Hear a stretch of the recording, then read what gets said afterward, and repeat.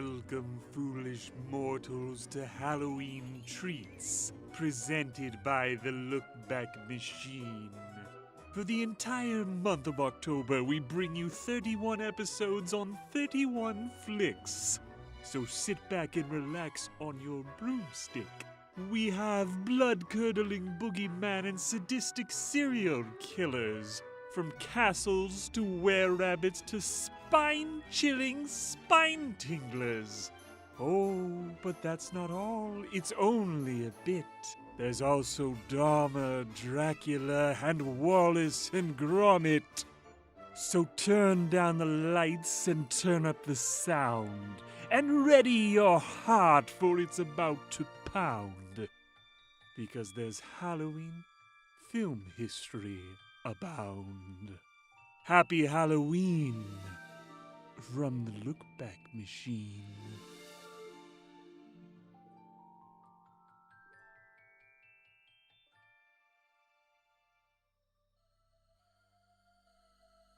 "1931's Dracula, starring Bela Lugosi, is a pinnacle of the horror genre, and it was a spectacle at the time as well. The Boston Globe reported the RKO Keith Theater built the world's largest spiderweb to advertise the film at an astounding 18 feet in diameter. This film, along with Frankenstein, made Carl Laemmle's Universal a world-renowned horror factory. Universal went on to release 3 other Dracula films: Dracula's Daughter in 1936, Son of Dracula in 1943, and House of Dracula in 1945. Then in 1948, they decided to parody their own creation and brought back Lugosi for Abbott and Costello Meet Frankenstein. After that, the Dracula franchise lay dormant at Universal until 1979. 2 years before '79, Dracula was thriving once again on Broadway, as it had with Lugosi, but this time the man in the cape was actor Frank Langella. The Washington Post declared it the most romantic play in town, which once again shows Langella's appeal, because the sets were Edward Gorey sketches blown up. Think Tim Burton drawings mixed with Shel Silverstein. Walter Mirisch, prolific producer of The Magnificent Seven and Some Like It Hot, saw Langella and decided it was time to bring the Universal monster back to the silver screen. For director, they went out to one of the men who helped define the popular vision of the 70s, director of Saturday Night Fever, John Badham. Badham did away with the Edward Gorey sketch sets from the Broadway play and stayed true to the gothic look of the past. But he did add a disco light laser sex scene. After all, it was the 70s, and having sex with a vampire should always be presented in orgiastic flares. Director, John Badham. I went to New York and I looked at it there, and I'm pretty sure I thought, well, the style that they're doing it in New York on stage is very campy, and using the drawings of Edward Gorey as scenery. And I don't know if you're familiar with Edward Gorey, but he does these wonderful Addams Family like gruesome black and white pen and ink drawings that are funny at the same time that they're kind of gruesome. And their scenery, this giant living room that the whole play takes place in, the walls are covered with books. Well, they're just kind of painted flats with books painted on them in black and white pen and ink. And the whole tone of the production was kind of campy. So I said, well, I don't think we can do that in a film for the whole thing. But what we do have is we have this amazingly attractive Frank Langella, and a lot of the success of this particular production is because he's this very good looking, very sexy guy, and a wonderful actor too. So the choice then that I made was to go to England and look for sites that were very beautiful, very romantic, and make kind of a romantic Gothic piece out of it rather than a campy piece. So the first thing I did when getting involved was said, let's go back to the very original Bram Stoker novel, and let's look at that. Let's start from scratch. Let's not make a Xerox of a Xerox of a Xerox of a mimeograph. Let's go back to the novel and approach it freshly and see what we get. And so Rick Richter, W.D. Richter, who did the adaptation, and I worked on it, but he did all the heavy lifting, and did a new adaptation that took advantage of lots of things that are only in the book that don't ever appear in the original play. And the Dracula Lugosi film is basically the Hamilton and Dean play just transferred to film. I stayed as far away as I could get. I mean, I'd seen it as, probably as a teenager, but I know from good experience that doing something like that will just poison your mind, because suddenly all you can see is the way they did it, and you need to get in there and get your own concept going, because otherwise you're doing like that remake of Psycho that was a few years ago. It was shot for shot the same. Somehow, what happened to the heart? He has walked through centuries, untouched by time. Throughout eternity, no man has ever provoked such terrible fear and such haunting desire. Dracula, starring Frank Langella. There's even shots in there that he suggested where he said, watch my hands in this shot when I'm hypnotizing Mina, and his hand would be down beside his hip, just in a normal position. You might not ordinarily pay for it, but it was doing something very sinuous and snake-like, his hand down there. So there are cuts to his hand in that particular sequence early on that is just kind of wonderfully creepy. I'm just also remembering when the ship that is carrying him crashes on the rocks and washes up on shore. They find him in a cave, and his hand kind of comes out from under his cape and grasps hold of Kate Nelligan's arm. And oh, geez, it's like, whoa. Well, I was just always watching for things that he was doing physically. He had one nervous tic that bothered him a lot, and I think in moments of stress, if you looked at his eyes, the eyes would kind of vibrate, like right, left, really quickly. And when I noticed him, I said, "Wow, that's really strange, Frank." And he said, "Oh, I can control it. Just let me know if you see it happening, because I know how to control it." And I go, "Okay, all right, great." But often when I would see it, particularly in the big showdown scene with Olivier character toward the end, when we got into close up on Frank, you could see those eyes vibrating, and I did not say a word to have him control it, because it's just too spooky for words. It's in the film.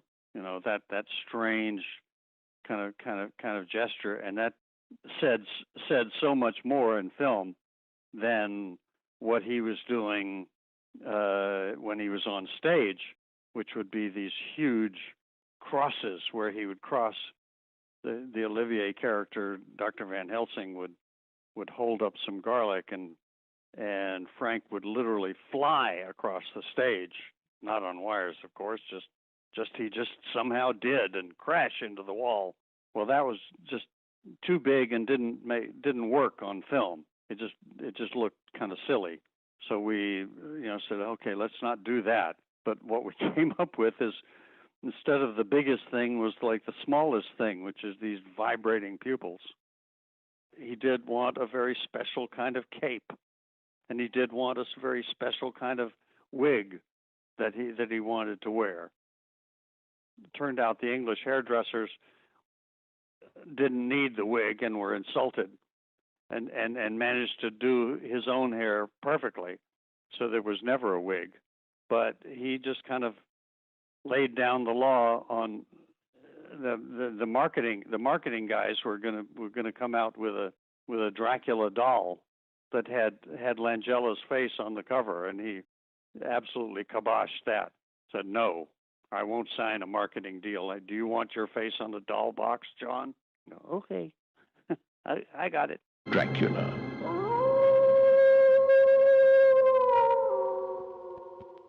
As for the sex scene, And I had some experience with learning about laser beam technology in films.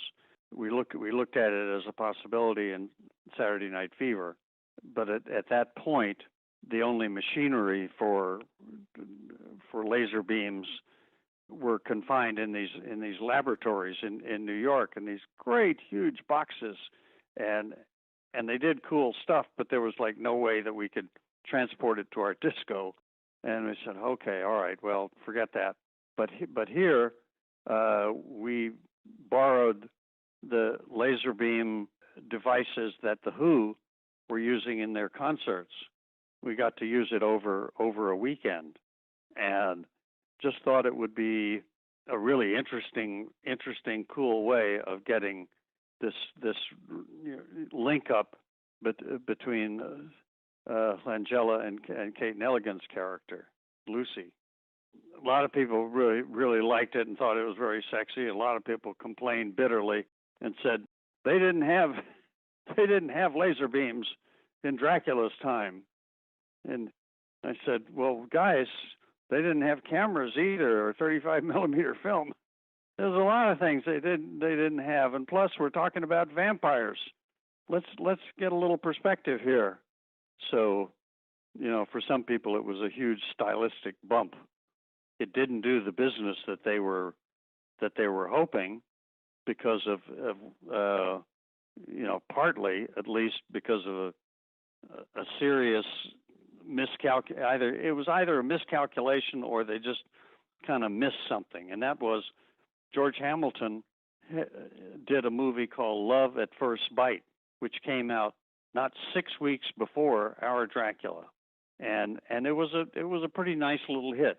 And 6 weeks later, out comes this more serious version. I got the feeling people said, "Well, I had my Dracula movie. I don't need a second one for this summer." There we were releasing it in the summer instead of it probably around Halloween, which would have been better. In that sense, it was a disappointment and an irritating one, compounded by the fact that Universal Television never talked to Universal Features, so they decided to put a Dracula TV series on the air at the same time. God, which I found out by accident as I came back from England, and the driver that picked me up from the airport said, "Oh yeah, I've been working on Dracula." I said, "I don't remember you in England." No. Here we're doing it with so and so, and oh geez, well, thanks a lot. Then it's Dracula 79. The Prince of Darkness has returned to cast his spell upon the unwary. But the evil Count will never rest in peace, for Kurt and Mary have sworn to end his immortal reign. Can goodness triumph, or will Dracula rule the day? Watch Tuesday on NBC. They don't call them cliffhangers for nothing. Though commercially it was not a big hit. In the science fiction and fantasy and horror world, it was huge.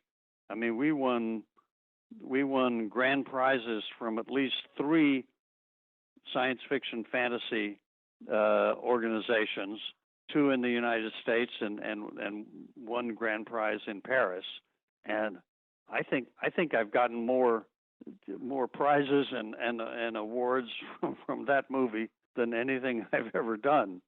People who were into that stuff really loved it, and I still get occasional letters from people, and somebody said to me not last year, "God, thank you so much for that movie. I really got laid that night." It seemed to be the romantic and erotic part of it seemed to really click for a lot of people. I said, well, you're welcome.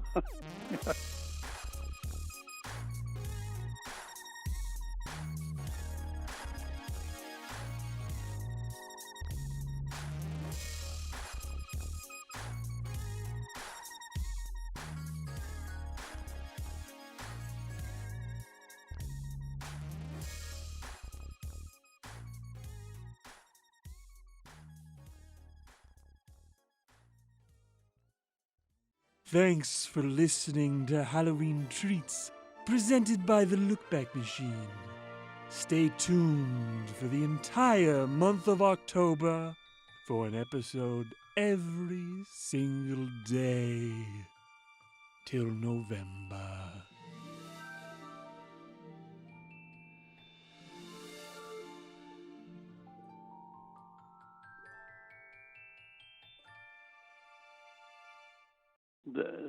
The way we finally figured out to do it, with the help of Gil Taylor, who is the cinematographer, who is really good at camera tricks. I mean, he just was very ingenious.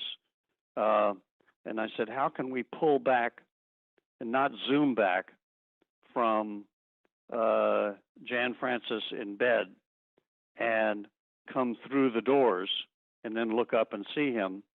And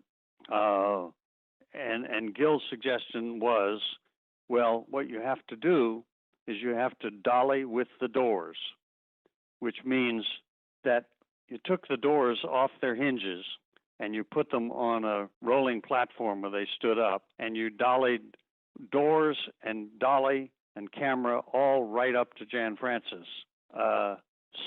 And the camera is pressed against the glass of the doors. You're with me? And so they, on cue, they start to pull the dolly back with the camera on it and the doors at the same time, all moving as one, until the point where the doors fit into the jamb of the frame, the door framing, and the camera can keep going and start tilting up. Now at this point, when you looked up from that set, what you would see was the ceiling of the soundstage. So as it starts tilting up, it goes through a little tiny bit of black, and right there we dissolve to another shot which had the vertical wall of the castle and Frank coming down the wall. Only it was not vertical; it was horizontal, and Frank was on wires being pulled along. So when you looked at it from one end of this particular horizontal set, the illusion was quite clear that he was coming down the wall instead of flying along a horizontal wall. Much easier to show you a diagram, but